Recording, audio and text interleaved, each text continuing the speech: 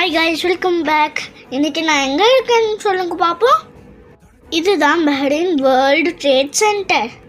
இதுதான் பஹ்ரைனோட second tallest building. இதுதான் வேர்ல்டுலேயே first building விண்வீலோட. And இங்கே ஒரு மாலும் இருக்குது. அது பெருமோடா மால். வாங்க உங்களுக்கு காமிக்கிறேன் நான் அதை. இதுதான் அந்த மோடா மால். இது ஆட்டோமேட்டிக் டோர் வச்சுருக்க பாருங்க. எனக்கு இந்த மாதிரி டோர் ரொம்ப பிடிக்கும். ரவுண்டாக போயிட்டே இருந்தேன்,